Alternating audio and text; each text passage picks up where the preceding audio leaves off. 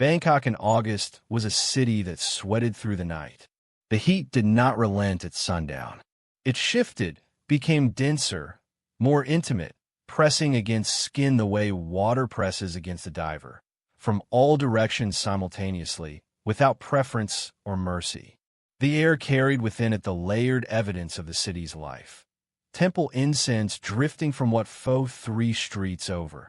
River water from the Chao Phraya, carrying its own ancient mineral weight.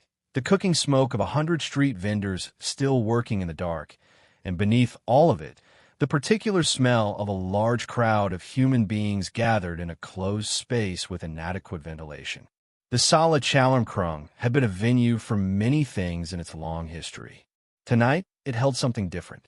The hall had been arranged in the old configuration. Chairs cleared from the center, a raised wooden platform constructed on the main floor, the kind of platform that told you immediately this was not a theatrical event. Theatrical events used stages with wings and curtains. This platform had no wings, no curtains, no aesthetic concealment of any kind. It was flat, square, bounded at its edges by nothing but the understanding of the people on it. Around it, the crowd pressed 3 and 4 deep. They had come from everywhere the city drew people. Thai businessmen in short-sleeved shirts, soaked through at the back. Muay Thai practitioners from 3 different gyms in the city who had heard about this evening through channels that carried information without writing it down. A delegation of Chinese community members who had made the journey from the trade district and stood in a cluster near the east wall, with the contained posture of people who have expectations and are prepared to see. The Met. Journalists from 2 Bangkok papers and 1 from Hong Kong. A filmmaker. A man from the American consulate who had come unofficially and would tell no one he had been there. The noise was dense, but not chaotic. It was the specific noise of a crowd that is anticipating rather than celebrating. The murmur of 200 conversations conducting the same general exchange in a dozen languages. Have you heard? Do you know? What do you think will happen? Near the platform's north side, separated from the crowd by the simple fact of her physical presence, stood Nanthita Kamen. She was 26 years old. She stood 5 feet 11 inches in her training shoes and weighed, by the official accounting of the Muay Thai Council that had certified her last 3 fights, 242 pounds. The weight was legitimate, earned through a training regimen that had begun at age 8 in a gymnasium in Chiang Mai, where her father, a former national champion, had recognized in his daughter something that most people required years to identify: the specific convergence of physical aptitude and psychological willingness that produces a fighter rather than merely an athlete. She had not lost in 11 fights. Not one. Her record was not built on luck or favorable matchmaking. She had beaten women who outweighed her, and women who had trained longer, and women who were, by every external measure, more decorated. She had beaten them through a combination of disciplined Muay Thai technique, a reach advantage that made her left teep, the thrusting front kick that is Muay Thai's most reliable range management weapon, nearly unreachable when deployed at full extension, and a threshold for pain that her trainers described, privately and without exaggeration, as exceptional. She stood at the platform's edge with her arms loose at her sides, her chin slightly elevated, her eyes moving across the room with the authority of someone who has made peace with the fact of her own dominance. She wore a red sash knotted at the waist over dark training clothes. Her hair was pulled back and secured with a practicality that left nothing loose to be grabbed. She was watching the main entrance. Most of the room was watching the main entrance. There was a young woman near the door, 16, perhaps 17, who had climbed onto a chair to see over the adults in front of her and was standing there now, balanced, eyes wide, scanning the room for the person everyone was waiting for. The main entrance opened. The noise did not stop. It shifted, changed frequency and quality, became something more pointed, the sound of attention turning in a new direction. A man entered. He was not tall. He was not physically imposing in any of the ways the crowd had perhaps expected. He came through the door and paused, not dramatically, just the simple pause of entering a new space and orienting within it. He was lean. He wore dark clothing. His expression was open and still. His eyes moved across the room once, landed on the platform, landed on the woman standing at its edge. He began walking. Around him, the crowd's murmur continued, and inside the murmur, audible to anyone listening closely, was the specific undertone of surprise. People had been told things. The things they had been told had apparently not prepared them for what they were looking at. They watched him cross the floor. They formed judgments. Every judgment was wrong. Nanthida watched him come. She watched the way fighters watch things, with the whole body's attention, not just the eyes. She was reading his walk. The information in how a person crosses a floor was real information, legible to anyone trained to receive it. Weight distribution, ease of movement, whether the confidence was structural or performed. She read him as she would read any opponent entering a space she already occupied. What she read did not concern her. The man was slight, 5'7", she estimated, against her 5'11". Her left hip extended to a range his arms could not match without him moving fully into it. He weighed, by the look of him, perhaps 140 pounds on the high end. She outweighed him by 100 pounds. In 11 fights, she had never encountered a size differential this pronounced in her favor. She allowed herself, briefly, to wonder if the evening was going to be interesting. He reached the platform's edge and stepped up onto it with the easy, unstressed movement of someone climbing one step. No bracing, no preparation, simply the fluid translation of weight from floor to platform.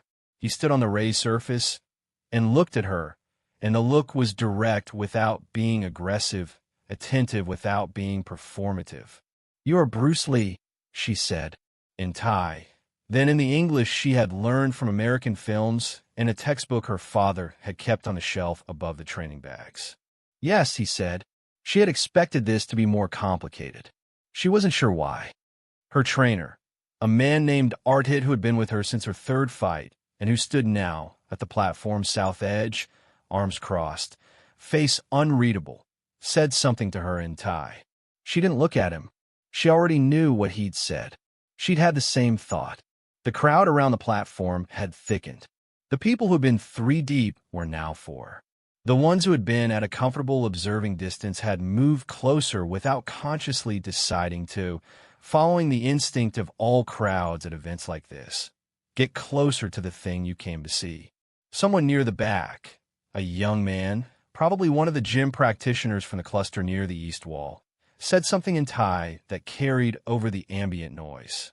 There was laughter, not malicious. The laughter of people who have seen something surprising and are releasing the surprise. Nanthida did not react to the laughter. She was looking at the man across the platform. He was looking back at her with the same quality he'd had since entering the room. Complete, unhurried attention. Not at her face. At her center. At the place where all of a body's movement originates before it reaches its visible expression in hands and feet. "They say you are fast," she said. "People say many things," he said. She tilted her head slightly, processing this, not the words exactly, but the quality in which they were delivered. The absence of defensiveness, the absence of performance. A man who had heard many things said about him and had formed no particular attachment to any of them. "I have not lost," she said. It was not a boast. It was a fact, stated with the precision of someone establishing the terms of conversation, the context for what was about to occur. He nodded once. "I know," he said. From the south side of the platform, Arthit unfolded his arms and said something longer in Thai. Nanthida translated it internally without needing to. "The exhibition begins in 5 minutes. Protective gear is available if requested." She looked at Bruce. An implicit question. He shook his head slightly. "No gear." Around the platform, people were now relaying this information. No protective gear. And the sound that moved through the crowd in response was the specific sound of expectations being recalibrated upward, of an event that had promised interest now promising something more. The Bangkok journalists were writing. The Hong Kong journalist had put down his pen and was simply watching. A man in the crowd, older, wearing the expression of someone who has arrived at a conclusion through the application of evidence, said something to the woman beside him. She frowned. He pointed briefly at Bruce and said it again. She looked at Bruce with a new attention, but that attention came too late to matter to what happened next. A young man near the platform called out in Thai, a challenge of some kind, the specific inflection of teasing directed at Bruce's evident smallness against Nanthada's stature. There was scattered agreement. Someone clapped once sardonically. Bruce stood on the platform and received this. His expression did not change. He breathed. Nanthada looked at him across the 12 feet of raised wooden floor between them.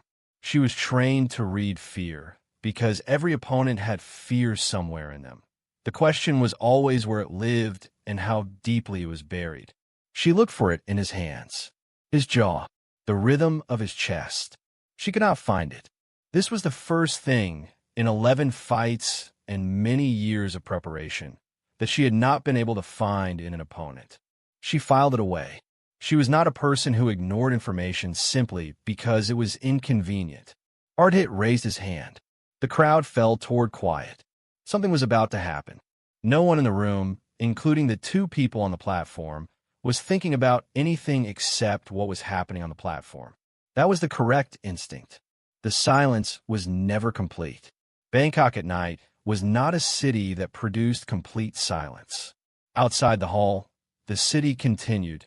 Traffic on Chalermkrung Road, the distant percussion of a temple ceremony, the Chao Phraya moving its dark water without consultation.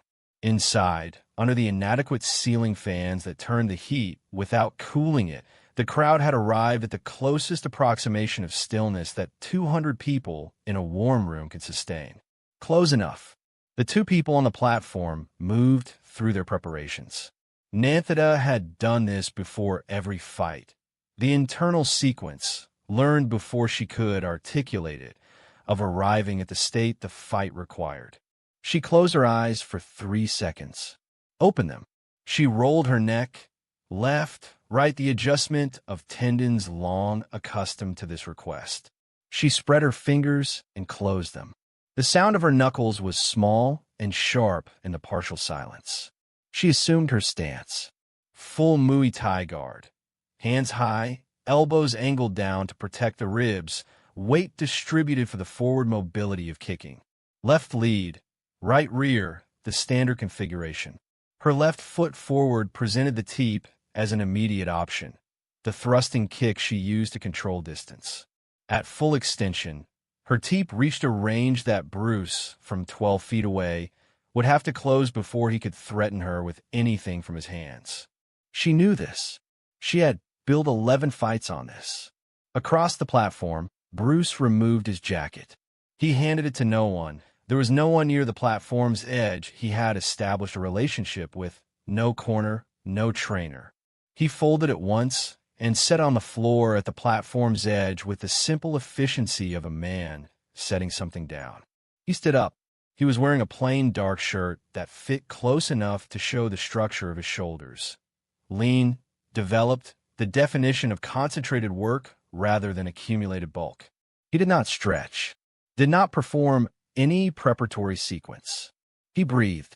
The breathing was the first thing that the reporter from Hong Kong, whose name was Liang Wei Ming and who had been covering martial arts for 11 years, would remember to describe. The breathing was the breathing of someone who had already arrived at the required state and did not need a sequence to reach it. His hands came up. The guard was open.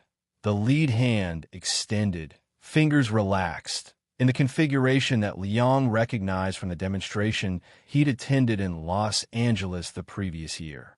The rear hand close to the body. The stance narrow, weight low, feet aligned with a precision that looked simple and was not. His eyes were on Nanthada's center. She was studying him with the same totality of attention. She was trying to read the guard for the information it contained, what it protected, what it left available, what its geometry said about the movement it was designed to produce. The problem was that the guard was unfamiliar enough that her read was incomplete. She knew Muay Thai guards. She knew Western boxing guards. She knew the wrestling stances of the men from the northern gyms. This was something else, or something that consumed those things and recombined them. And the unfamiliarity was itself information. She processed this without letting it show. The crowd could not see what she was thinking. The crowd was watching Bruce. Specifically, they were watching the size of him against the size of her. The top of his head reached her chin. His shoulders, side by side with the imagined space of hers, were perhaps half the width. The visual arithmetic was unavoidable. This was a large, accomplished, undefeated fighter facing someone who, by the physical evidence available to the naked eye, should not be in the same category of contest. The young man who had called out the earlier challenge had quieted. He was watching now with the attention of someone who has said something he is beginning to doubt. The ceiling fans turned. A drop of sweat moved down the back of Nanthita's neck. She remained motionless. He remained motionless. 12 feet of wooden platform between them. The Bangkok heat pressing from every direction. Ardit looked at both of them. He raised his hand. He held it there. 1 second, 2. And in those 2 seconds, the room completed its final reduction towards silence, achieving something close enough to count. His hand came down. Nanthita opened with the teep. Of course, she opened with the teep. It was not a reckless choice. It was the correct choice, the choice of 11 undefeated fights, the fundamental architecture of how she controlled distance. She planted her right foot, drove from the hip, extended the left leg at full length with the heel driving forward and the ball of the foot aimed at the center of Bruce's chest. At full extension, the teep reached 5 feet, 11 inches plus the length of her leg. He was not there. The movement that removed him from the teep's path was not a backward step. It was a diagonal, forward and left simultaneously, moving inside and to the side of the kick's line, so that the kick passed through the space where his center had been without touching him, and the force of the extension committed Nanthita's weight forward for the fraction of a second required for a full-force teep to complete itself. In that fraction, a strike, short, to the outside of her lead thigh, just above the knee. The specific location where the iliotibial band runs close to the surface, where lateral force meets the nerve infrastructure of the leg's stabilization system. She felt it. Not pain immediately. A signal, the body registering that something had occurred and dispatching the question of significance to be assessed. She recovered, reset, returned to her guard with the proficiency of someone who has been hit before and knows that the appropriate response to being hit is to return to position and assess from there. She assessed. He was 3 feet further left than he'd been, standing in his guard as though the previous 3 seconds had been a conversation and not a physical exchange. She came again, this time a combination, teep to set distance, then a horizontal elbow from the rear arm driving across the center line. The elbow strike that was Muay Thai's most intimate, most damaging close-range weapon. To land the elbow required him to move into the teep's range, and that risk seemed acceptable given that the alternative was standing at distance while she recalibrated. The teep found nothing again. The elbow found a forearm interception that deflected its horizontal line into a downward path, and the mechanical consequence of a downward elbow, the follow-through energy directed toward the platform rather than a target, unbalanced Nanthita's upper body by 3 degrees. 3 degrees. Snap. A strike to the side of her neck. Open hand, the blade edge, the specific location of the sternocleidomastoid where a targeted impact creates an involuntary response in the vestibular system, a brief confusion in the body's sense of its own position in space. Her guard came up, automatic, the trained response. The crowd made a sound, not words, a collective exhale of pure response, the air leaving 200 people simultaneously, the body's honest answer to something the mind had not yet processed. Nanthita stepped back. Her eyes were clear. She was not hurt in any way that impaired her. But her expression had changed. The alteration that occurs in the face of an intelligent person when the assumptions underlying their strategy have been invalidated and new information must be integrated rapidly. She circled, wide this time, using the platform's full dimensions. She was a smart fighter. 11 fights had taught her that the answer to an effective opponent was not more of the same, but a different question. She moved to create angles. She was trying to access the part of the platform where his rear side, his right, was more exposed, where the centerline guard sheet identified in his stance presented a less effective coverage. He turned with her, not chasing, the compass needle again, always facing, the orientation maintained without apparent effort, his movement economical enough that the watching crowd might have thought he was standing still while she circled. He was not standing still. He was moving in the minimum increments required to negate the angle she was building. She saw it, saw that he was doing it. Something passed through her expression, rapid, contained. That was not fear, but was its neighbor. She came hard. A full combination. Teep, teep, round kick from the rear leg. The round kick aimed at the ribs, the most powerful kick in Muay Thai's arsenal when it lands flush. The combination designed to use the two teeps to set distance and commitment, and a round kick to deliver force. He absorbed the first teep. Let it make contact at reduced force. Move with it rather than away from it, reducing the energy the way a boxer rolls with a punch. The second teep met a redirection, his arms receiving it and turning it rather than blocking it, the difference between a wall and a door. The round kick. He had moved inside it entirely, inside the arc of the kick, inside the radius, in the one location where the round kick's centrifugal force is neutralized because the target is too close for the technique to reach its full extension. From inside, a strike to the floating rib. The same delivery he had used before. The same physics. Hip rotation generating force through a compact surface area, the whole body's weight arriving at a specific point. The force did not care about the difference in their sizes. Force is mass times acceleration, and acceleration is what he had spent 20 years learning to produce. The sound was the sound from Oakland 2 years earlier. Crack. Dry. Precise. Nanthada's body answered it the way bodies answer things they cannot override. The automatic flexion at the waist, the knees beginning to bend, the hands dropping from the guard to the side of impact, the body's instinct to protect the thing that has just been hurt. She went on one knee. The platform shook with a single, low reverberation. The hall went silent. Not quiet. Silent. The ceiling fans continued their slow work above them, and the Bangkok night continued its business outside the walls. And inside, 200 people who had arrived at this hall with various expectations confronted the singular fact of what they had just watched. Nanthada knelt on a platform. Her right hand was on the wood. Her left was against her ribs. Her head was down, the posture of a body accounting for itself, taking inventory with the precision her training had built into it. She was not unconscious. She was not broken. She was assessing the gap between what she had believed and what had just occurred. Bruce had stepped back.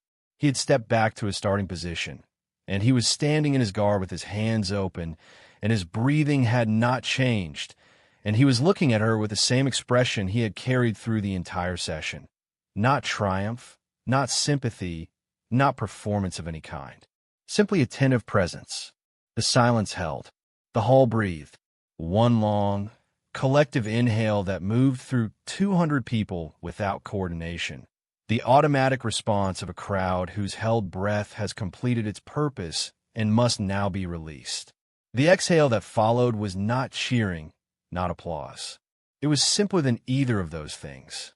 It was the sound of people returning to themselves after an interval of complete absorption. Nanthada's hand was still flat on the platform. She was moving through the process with the methodical attention of a fighter who has trained for this. Not for this specific outcome, but for the management of the body after impact. She categorized. The rib was bruised, possibly fractured at the lower edge. The neck was clear. The vestibular disturbance had passed within seconds.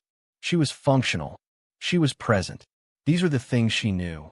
What she did not yet know, what she was still in the process of assembling from the available information, was how this had happened. She had been fast in 11 fights. She had been positioned correctly. She had adapted her strategy mid-exchange when the initial approach proved insufficient. She had done what she was trained to do. It had not been enough. This was a new fact about the world. She stayed on her knee for another 10 seconds, giving the body the time it was requesting, before she raised her head and looked at the man across the platform. He had not moved. He was standing where he had stood since the decisive moment, in his guard, hands open, looking at her. The expression had not changed. There was no quality in it that she could interpret as satisfaction. There was no performance of restraint.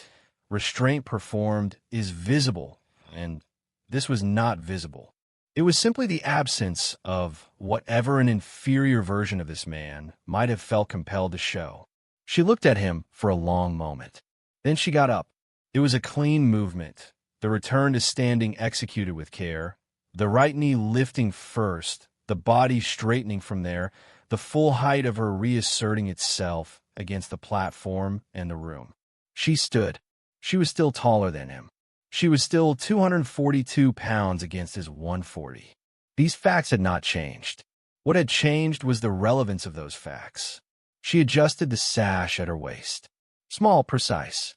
The hands finding the thing they knew how to do in the absence of something else to do. "How many times have you been hit?" she asked. Not competitive. Genuine inquiry. A short pause. "Enough," he said. Around the platform, the crowd was returning to its various languages and its various frameworks for what had occurred, and the noise level was rising in the specific pattern of post-event processing. Not yet analysis, not yet narrative, just the immediate, personal need to establish shared reality with the nearest available person. "You saw that?" "Yes, I saw it." Ardhit came to the platform's edge. He looked at Nanthida. His expression was not concerned. She was standing, she was functional, but it carried a depth of something that was not easy to categorize. He spoke to her in Thai. She answered him briefly. Looked at Bruce. "He wants to know your system," she said. "What it's called?" "I don't have a system," Bruce said. "I have what works." Ardhit received this translation with a long, still look at Bruce. Then he nodded, not agreement exactly, but recognition. The nod of a man who is trained seriously enough to understand what was being said. The Hong Kong journalist, Liang Weiming, had moved to the platform's edge during the silence. He was a small man with careful eyes and a habit of standing very still when he was processing something important. He was standing very still. He did not speak. He looked at Bruce and looked at Nanthida and looked at the platform and wrote something in his notebook that he underlined 3 times. Near the east wall, one woman, the wife of the student who had no reason to be here except that she had come to support her husband and found herself watching something else entirely, said to the person beside her, in a voice that was barely a voice, "Did you see how he breathed?" The person beside her had no answer. Bruce picked up his jacket from the platform's edge. He put it on with the same sequence as every other time. The shoulders settled, the collar adjusted, the buttons attended to from the bottom up. The unremarkable ritual of a man reassembling his appearance after an exertion that had apparently not constituted an exertion. He looked at Nanthida. 11 is a good number, he said. She looked at him, not understanding immediately. Then, the 11 fights. The undefeated record. Not diminishment. Not consolation. Acknowledgement. She held his look for a moment. Then she nodded once, with the specific gravity of a professional receiving a professional's recognition. He turned toward the platform's edge. Stepped down onto the hall's main floor. The crowd parted for him. Not dramatically, just the natural parting of bodies for a person in motion, and he moved through it toward the entrance. At the door, he paused. He did not look back. "What you resist," he said, to the room or to himself or to no one specifically, you cannot absorb. The door opened. The Bangkok night entered briefly. The heat, the incense, the river. Then the door closed. The story that left the Sala Chalermkrung that night in the bodies and minds of the people who had witnessed, it was not one story.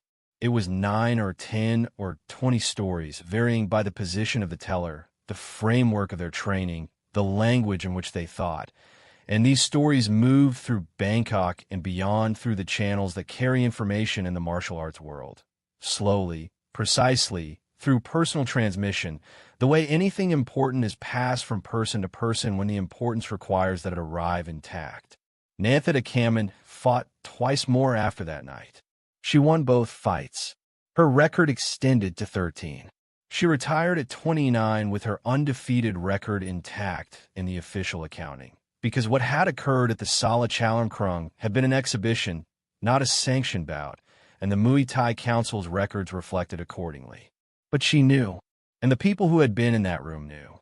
She went on to become one of the most respected trainers in northern Thailand, operating out of a gymnasium in Chiang Mai that her father had built and that she rebuilt and expanded in 1978.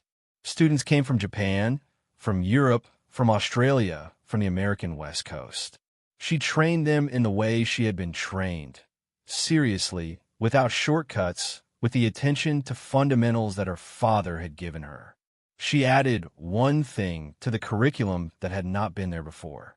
She taught her students about distance as a psychological as well as physical dimension. She taught them that the assumption of advantage, in size, in reach, in record, was a form of commitment, and that commitments could be used against you by anyone who understood how to read them. She had a specific phrase she used when a student was telegraphing their intentions. "You are fighting who you think I am." Her students understood it as technique. Those who had heard the story understood it as something she had learned. Art Hit, her trainer, spoke about the exhibition in a recorded interview conducted by a Thai sports journalist in 1984. He described the speed differential with the measured language of a man who had spent years deciding how to characterize it accurately. He said that in his 30 years of training and coaching, he had seen fast fighters. He said that what he had watched at the Sala Chalermkrung was not a fast fighter. It was something else, something for which he did not have a word in Thai or in any other language, and he had stopped trying to find the word and simply retained the image. Liang Wei-ming, the Hong Kong journalist, never published the notes he'd made that evening. He kept them in a folder in his desk for 20 years.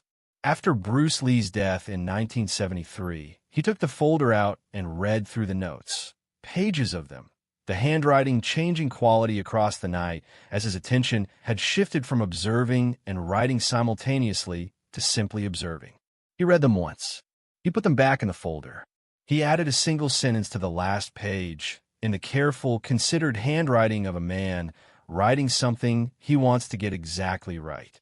He did not share what the sentence said, but his son, who found the folder after Liang's death in 2001, and who read the notes, and who understood enough of what they described to be affected by them, said this, that his father had written this sentence as a reminder to himself, not as journalism, as a private accounting of what he had witnessed. The sentence, his son reported, read, "He was the most free person I have ever seen move." What the Bangkok heat held that August night in 1971, and what it released slowly into the city's memory over the years that followed, was not simply the record of a physical exchange between two accomplished people. It was the evidence of a principle. The principle did not belong to the man who had demonstrated it. He would have been the first to say so. The principle was older than him, older than the systems he had studied and discarded and rebuilt, older than the names anyone had given it in any language. The principle was simply this, that true mastery does not announce its arrival, does not negotiate on the basis of appearance, does not require the validation of the people watching to be real. It simply is, in the room or out of it, with witnesses or without. The door of the Sala Chalermkrung had closed that night, and the Bangkok heat had taken the man who had walked through it, and the city had continued around him as cities continue around all individuals, indifferently, without record. But the 9 people and the 20 people and the crowd that thinned with time until what remained was the essential few who had truly seen. They remembered, not the strikes, not the technical sequence, not the sound on the platform's wood. They remembered the breathing, the same before as after, the same during as before. Undisturbed, the Bangkok night accepted him. The street noise, the river smell, the incense from the temple 3 blocks over. He walked into all of it without stopping. He did not look back at the hall. He had nothing to look back for. The lesson had already been given. Whether it was received was not his concern.